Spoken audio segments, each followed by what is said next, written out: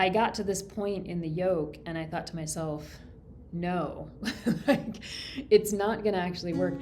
And the reason.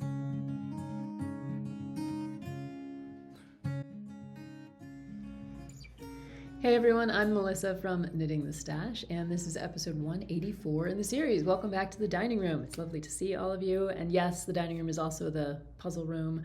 You might be able to tell I'm using a different camera today, so I can see myself, which is weird, and the gesture, it's all mirrored, so I'm gesturing in the wrong ways. So anyway, we'll hope for the best. It is a beautiful snowy day here, and I'm kind of excited to come up here and talk about all the projects and talk about maybe what might be a somewhat controversial topic, the topic of gift knitting, and why I'm not doing any gift knitting this season and why I haven't done any gift knitting for many seasons now. I'm also just realizing that, I've been cutting my own hair for like 6 years, and I obviously never figured out how to make it even. Oh man, this is what's weird. You see yourself on camera and, stuff just gets very strange. So, okay, so gift knitting. I want to talk about necklines because I cast on a sweater that had a very bad neckline, and we'll talk about why. And I have a good example here of a wonderful neckline. I picked up a crochet hook. I fixed my lace problem. There's a lot of good stuff going on, and I'm excited to be up here to talk about it all with you.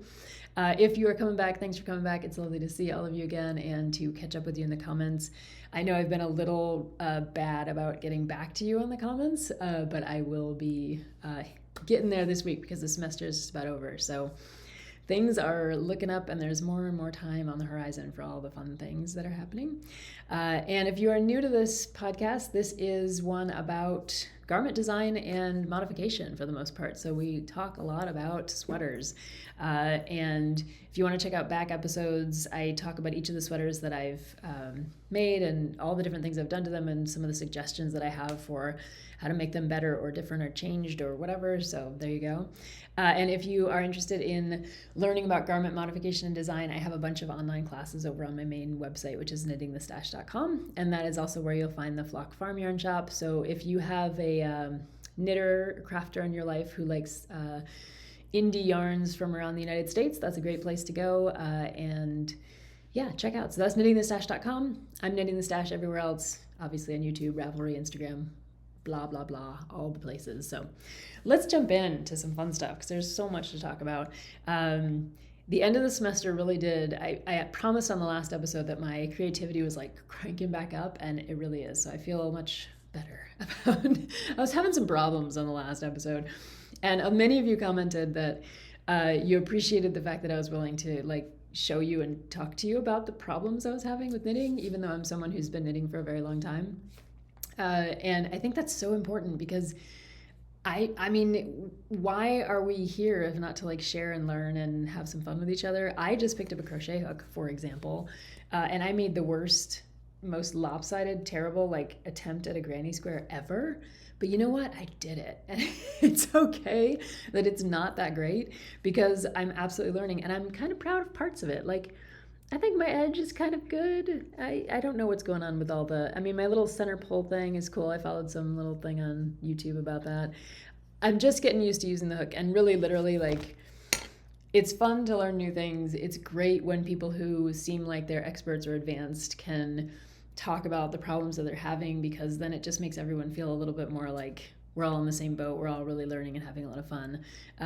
For example, this sweater, I actually had the body almost finished. And yeah, I know I always tell you to do a gauge swatch and you really should because my gauge was off by 1 stitch.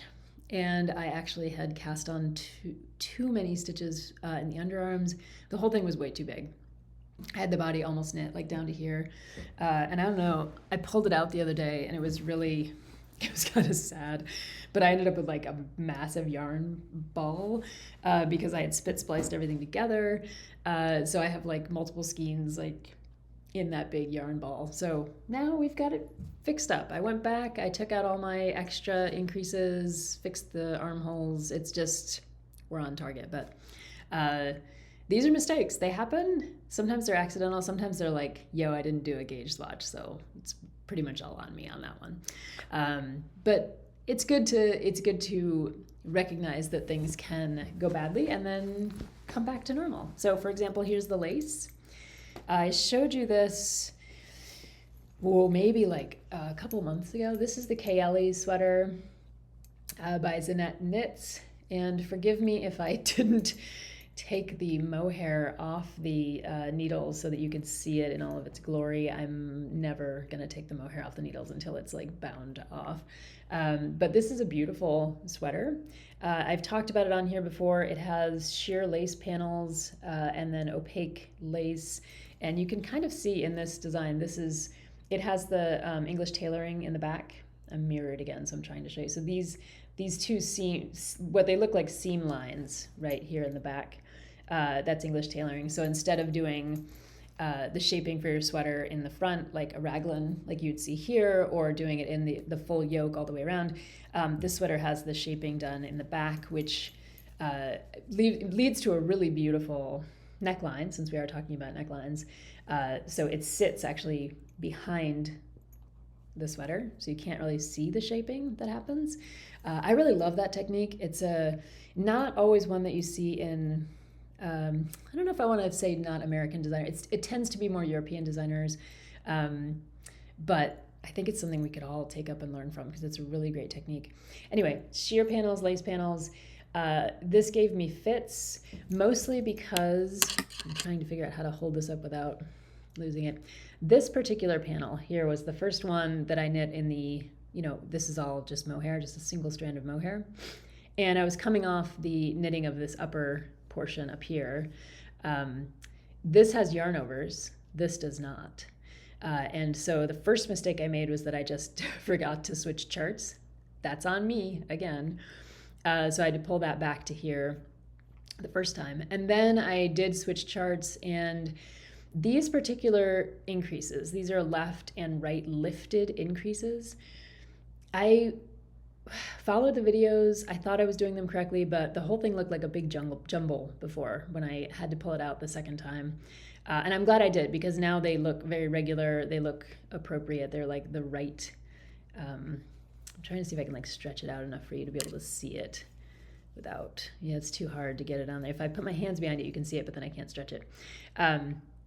So I was doing the technique the right way, but I think with the mohair, I was accidentally grabbing the wrong strand or the wrong leg, right? Because with a twisted left or right lifted increase, what you're doing is knitting into the stitch below, either the one on your left-hand needle or the one on your right-hand needle, and picking up one side of the stitch below and kind of putting it on your needle and knitting it backwards or twisted. And it produces these really beautiful, even, you can see them over here, these beautiful, like, even, there we go, increases, right? Like this line of increases. But if you do it wrong, it looks like a big old jumble. So I pulled it all out and redid it. And I actually swatched. I made a little swatch. I'm not sure if it's in this bag or not. No, it's not in here. But I made a swatch in the opaque yarn and practiced the technique so that I knew what it looked like, to make sure that I was doing it the right way. And I was doing it the right way. I just couldn't quite see which leg I was picking up in the single strand of mohair. So once I swatched it out, it was much easier to see, and then the whole thing just came together very nicely. This section of lace in here it looks more complicated than it actually is. It's a really cool pattern, like a really cool chart that produces this kind of like opaque, almost like moving stitches on top of, you can see it better back here, on top of the mohair that looks like it's sitting behind the other stitches. Beautiful technique. The rest of this sweater you can do, I mean, you can do the whole sweater any way you want, but the rest of the pattern calls for the sheer lace for a good bit of the rest of the pattern down toward the bottom, toward the hem. You can obviously swap that out with the opaque yarn, like if you didn't want to have a sheer midsection of a sweater or a shirt. It's kind of more of a shirt, I guess. I'm going to go with the mohair. So it's like 50 rounds of mohair lace. I'm just praying I don't mess it up each time I get on there and start doing the lace. But this came together, and it is one of those things where, I made a mistake and fixed it and then came back to it and had to sit in timeout for a good long month. And as long as we're on the topic of necklines, let's talk about necklines a little bit here, because I showed you the English tailoring in that shirt, which I love very much. So it happens back here, right, instead of up here, up in the front or around the yoke. This sweater has some beautiful shaping, which is all done with short rows. This is, by the way, this is the Downtown Hoodie by Tori. And you may recognize it. It's become I think it's become a kind of more popular pattern. And Tori has been producing cool patterns for a long time. I've been kind of following her and watching her designs, waiting to kind of find one that was just right for me. And this one caught my eye. And now her version, she does stripes in the main body here and stripes in the sleeves. I'm just going to do the stripes in the sleeves, I think. Yeah.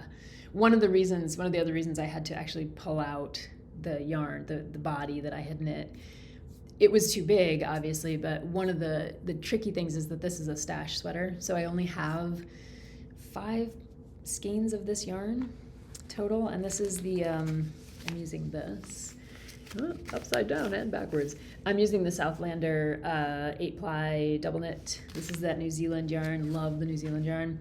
But I only have 5 skeins of this color, which will be enough for the sweater and the hood if I am conservative in my estimates and if I make the right size. So I had to take it out. It's sometimes you'll knit a sweater, or I will knit a sweater and it's too big, and that's okay because I have somebody I can give it to, gift it to, or I can use it for teaching purposes or something like that. And it's like, yeah, it doesn't matter. But sometimes you really need it to be right, and in this case, I really did. So this neckline, let's talk about the good neckline. This is a beautiful neckline. This is one of the things that I was very impressed with this pattern from Tori was the neckline, because it sits so well on your neck, and it's actually really difficult to get. It's not difficult. You just have to know what you're doing as a designer to create a neckline that actually works. So there are so many sweaters that I have. This is an Isabel Kramer sweater. This is Snedronigan, I think. And this sweater has a perfect neckline, right? It sits below, it's not riding up on me. It's not choking me. It has short rows in it. It's designed on purpose that way. But I have a lot of colorwork yoke sweaters that they're wrong. they don't fit right. And I know that this is a problem for a lot of you as well. For those of us who know how and when to add short rows to the back of a sweater, even if the sweater pattern doesn't include them, you can kind of get by sometimes, depending on what's going on. And we were just talking about this in the knitting group the other day. Isabel Kramer will often, if I turn this around so you can see the back of it, she will often add short rows up at the top and then sometimes down underneath the colorwork. So if you can't fit all your short rows in at the top, or you can't do them because of colorwork or whatever, you can always put them in under the colorwork as long as it's before the sleeve separation. And that's because what you're doing with the short rows is you're lifting up the back. So if you worked short rows after the sleeve separation, you're not actually lifting the back up. You might actually be potentially putting more of a tail on your sweater, depending on how you're doing your short rows. So both places can be really useful for short rows. Actually all 3 places, depending on what you're doing. But if a pattern doesn't have short rows, what you end up with is that sweater that sits up here and it kind of chokes you out, and it's just not comfortable to wear. So one of the things I was trying a new pattern and another new designer when I first picked up this yarn from my stash. And this sweater, I'm just gonna put it on here, so I think you'll be able to see it, maybe. I probably should have put it on separate needles. I should probably let me just pull it off the needles, because it's not actually, I'm not knitting it, I'm not finishing it. It's not going to be a sweater that I actually knit, and this is why, because the neckline is not, I know some of you are having a panic attack right now as I just pull this off the needles. It's okay. I actually pulled that off the needles, and when you're working with a woolly wool, it doesn't matter, because the woolly wool will just sit there hanging out. Now, if I were to do this with my mohair, I would cry, even though the mohair would probably actually stay together. So let's compare, say, this neckline, which has the short rows, and you can see the back sits up nice and high over here, and the front has a really beautiful shape to it, right? It's almost like a V. It's not quite a crew. It really has a beautiful shape to it. And that one, like I said, is accomplished through all the short rows. But let's compare it to the sweater that I had started with, which is this one. And let me see if I can do this. I'll pull this off. Okay, that maybe makes it a little easier to see, hopefully. I've pinned it in the front here. So this sweater is a sweater that has zero shaping, and it is a cardigan, but you have to imagine, so it will have button bands that will separate this just a little bit, but it basically sits flat across the neck, right?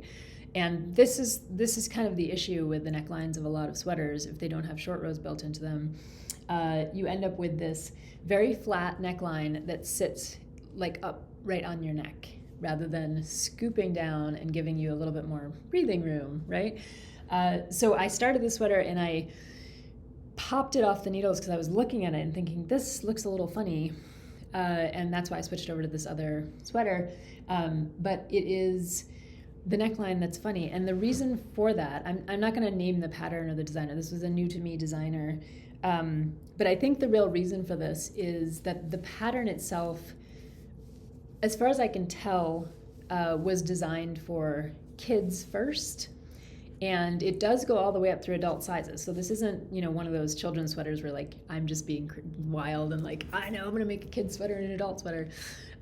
It's a sweater pattern that was designed to be all the way up, like size-wise. So it has sizing all the way up to like, I wanna say like at least 50s or 60, like adult large sizes. But because it was designed, I think originally for kids, there wasn't as much attention to the neckline shaping for adults. And if you're doing a raglan, which is this is also a raglan, and you're doing it for adults, you have to be a little tricky in the way that you create your shaping for that neckline, because it's gonna matter for an adult body. Like kids' bodies are just a little different. Kids' bodies work with raglans. They don't, I think kids' sweaters should have neck shaping a little bit. But if they don't, you can usually make them work. Adult sweaters, no, not so much. So, and this isn't like a tin can knits pattern. Just because people tend to associate tin can knits with patterns that are designed for very small babies all the way up to adults. This is a different designer. Tin can knits, I find, does a good job of changing their kind of like design principles for children when they get to the adult size range. This designer just did not. And so you end up with this neckline that's not going to work for a human adult very well. So I switched over to the downtown hoodie, which I love very much. And this one, aside from my own stupidity with the gauge swatch, has been going very well. It's a quick knit. Love the neckline shaping, and just think that this designer Tori has a really good eye for design, like the features of design. It's a very well-written pattern. Super happy with it. Super simple, great background knitting for me, especially because I'm working on the lace monster piece over there. But this one's just gonna be, simple sleeves. I might put a little kangaroo pouch on the front of, I don't know, maybe not. I know I'll put the hood on it, but this one will be a great little knit. And yeah, I'm very happy with it. So it's turning out well, and I'm really glad that I switched sweaters and that I went back and fixed my size problem with this particular one. The other sweater that I'm thinking about doing, making a lot of crinkly noises, sorry. My dear friend Megan Morel came out of retirement very briefly for a few of us. And she's one of my favorite, sorry, let me get this out of the crinkle.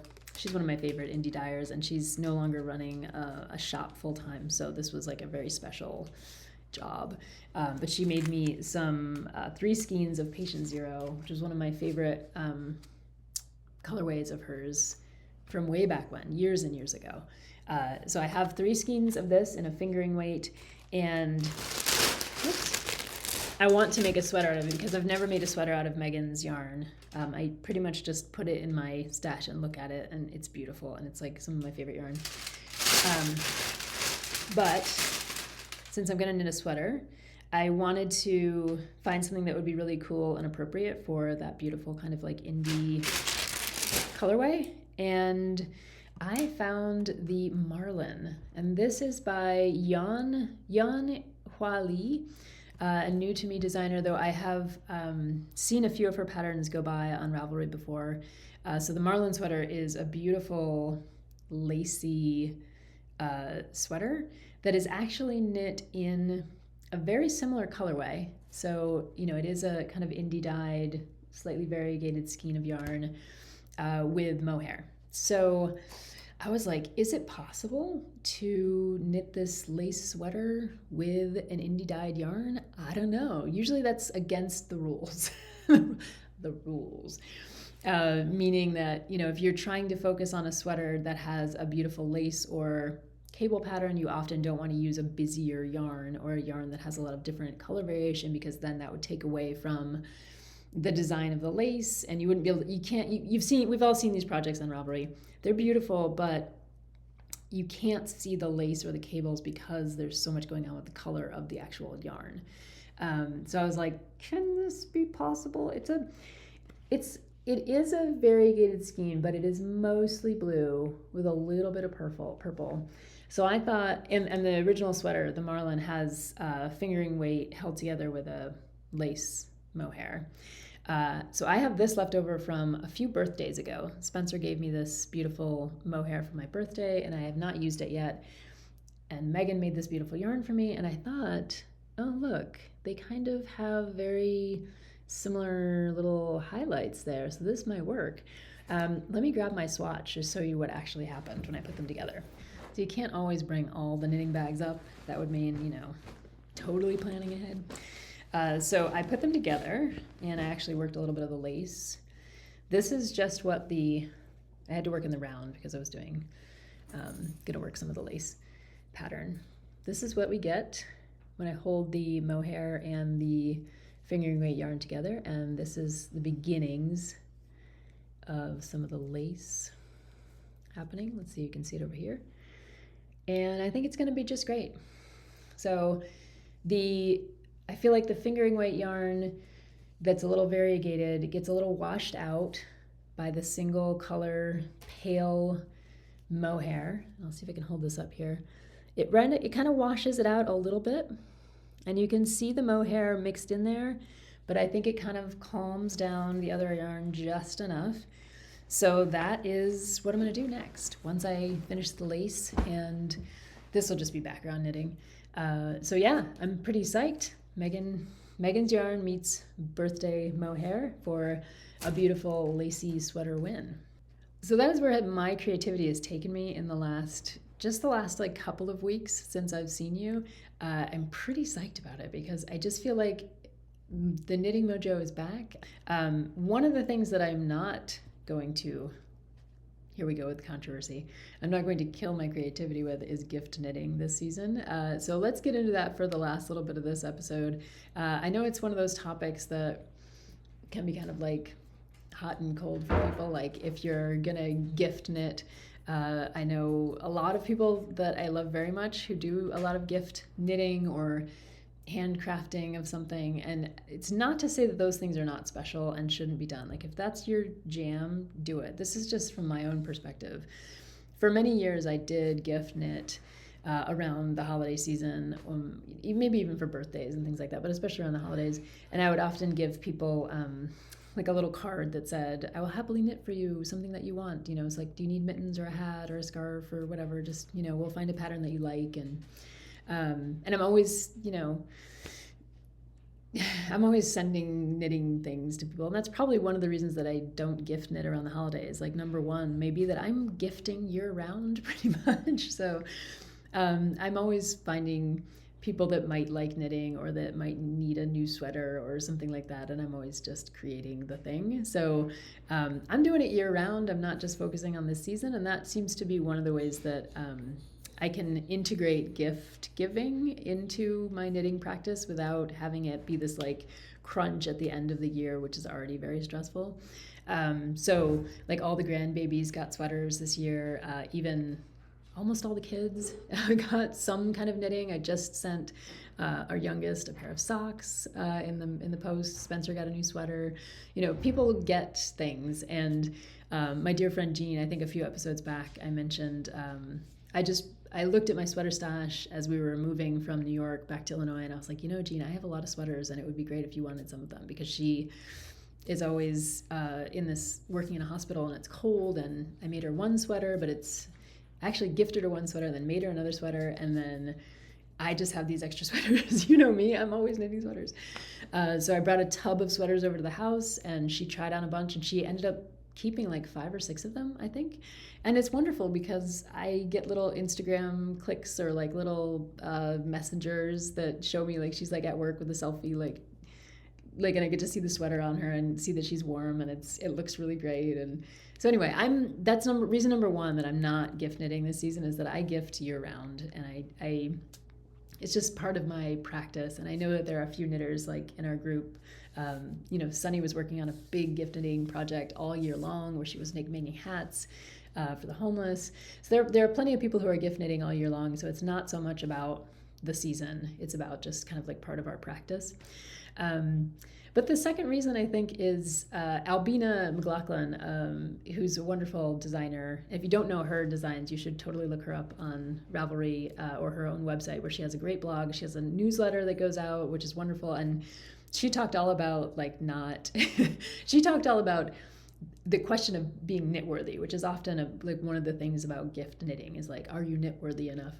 And I thought her answer to that in one of the recent newsletters was absolutely perfect. It's like, it's not one need not determine whether or not someone else is knitworthy, because, you know, in the end, my reading of her thought there was that like, deciding that someone is knitworthy, it can also be a burden to them. Like, it can also be kind of like, now that I know you're knitworthy, I'm going to gift you all of the woolen things that you will have to hand wash and take care of the rest of your life. And that's just, I don't know. I don't want to put that kind of pressure on anyone. I know a lot of us gift knit and we use superwash yarn. We try to make things as easy as possible, but there is a certain kind of burden that comes with giving someone a handmade gift, especially if it's something that they did not specifically request or that you're not in conversation with them about. Like, Spencer needed a sweater. We talked about it. I was like, I can fit you in. I can make a sweater now. It's no problem. I got nothing on my needles. I know your sizing. Like, I know what you like. We can work together, and this is great. Or bringing a bin of sweaters to Jean and saying, look through all these and see if you find anything that you like. You know, like those kinds of things I feel are less burdensome than just like when someone gives you like a wool sweater and is like, this is an heirloom, good luck to you for the rest of your days, you know? So that's reason number 2, is like, I don't want these gifts to be a burden. I want them to be something that is like a conversation and a dialogue, and something that we're, you know, it's part of our relationship. And if gift knitting for you during this time of the year has that, I think that's wonderful. It's not always the case, right? So the potential of burdening someone is number 2. And then for me, I don't know. One of the other reasons that I don't distinguish between like gift knitting or do gift knitting at this particular time of the year versus, you know, the rest of the year or not, is because there's often this distinction between like the gift knitting that you do and this quote unquote selfish knitting that you do. And I just don't like that terminology. And I've met a bunch of knitters who I think use that term without necessarily really thinking about it. Like, it's just such a term in our jargon, in our knitting vocabulary, like, oh, this is selfish knitting. Like, even if you don't believe in it, you still use it. Like, I will still accidentally use it. But I don't like that term. And I don't want to distinguish between selfish knitting and gift knitting. I think it's all, first of all, it's all knitting. And second of all, I feel like it's okay to value yourself. Like, if I have no problem knitting 1,000,000 sweaters for myself. 0. No problem. I will say that very happily. Like, I have bins of sweaters. I went in my sweater bin today and pulled this one out, which I think I wore this one for a year straight one winter. This is Snedronigan from Isabel Kramer. I think I mentioned it at the beginning. You know, and I'll pull out other sweaters and like they don't quite fit me, so maybe I'll try to find somebody else to see if they can use them or whatever. I'll use them for teaching. Whatever. I'll knit them because I just want to knit them. And that's okay. I don't consider it selfish. I consider it like what I do with, like, what I choose to do with my time. And it's really, my time is precious, sure. And this is something I choose to do with it on this earth, but it helps me learn things. It keeps me busy. It keeps my mind going. It's just really fun and relaxing. It's beautiful to see it happen. So I guess I don't, reason number 3 is that I don't want to distinguish between like selfish knitting and gift knitting. So those are my reasons why I'm not gift knitting this time of the year, right? I gift year round. I don't want to be part of the knitworthy burdensome conversation, and I don't like the language of selfish versus gift knitting. So there you go. Those are my 3 reasons. I'd love to know what you're doing, whether or not you are gift knitting this time of year, whether you really love it. And it's something, I mean, for some people, I think gift knitting actually animates their entire practice of knitting. It's like the thing they do all the time, rather than knitting sweaters for themselves or just knitting for knitting's sake or whatever. And I'd love to know that. I think everyone has their different reasons for knitting, and that's one of the cool things about this hobby is you can knit all kinds of different ways, you can knit all kinds of different things, and you can knit for all kinds of different reasons. So share with me. Let me know what you are or aren't doing this holiday season in the comments below. And yeah, I'll do my best to talk back and see what's going on down there. So yeah, I'm not gift knitting, but I'm doing a heck of a lot of other knitting, and I'm really excited to have multiple projects on the needles. Very weird for me. Usually a monogamous knitter, but I am kind of mixing it up this year, and I'm actually enjoying that. Some of the people in my group, one of my knitting groups, there are many, was mentioning that I think this was Jean, actually. Jean was saying that she has 3-4 sweater projects on the needles at any one time, because sometimes you can't always lace knit, you can't always do the stockinette, you can't always, right? So you switch, and I see the merit of that. I am maybe learning to not be such a monogamous knitter. Now, does that mean that I don't get as much knitting done on a single project? Yeah, and maybe I don't show up on the podcast with completed sweaters all the time like I used to. But I feel like sometimes seeing things in progress is actually more helpful, and I feel like you can kind of mix it up, and then when you get tired of one thing, or you can't do one thing in the low light, or you're tired or whatever, you can pick up the stockinette and knit with your eyes closed. So there you go. Thanks for hanging out. It was great to see all of you, and I hope you're enjoying an okay December. I hope it's not too cold or too warm or too snowy or too whatever. I hope it's just perfect for you. Thank you to the podcast producers. That is Tony and Laura, Bethany, Laura, Lenore, Jennifer, Rosie, Kendra, and Nargis. You're all wonderful Patreons. Thank you for supporting the podcast. And if you want to get involved in that, you can go over to Patreon. You can also sign up for free over there. Just keep up with what's going on. And yeah, I just like hanging out with y'all. So hopefully next time I'll have at least 1, maybe 2 finished sweaters. Maybe I'll learn to make a granny square. You never know. But I will see you all next time. So take care. Bye-bye.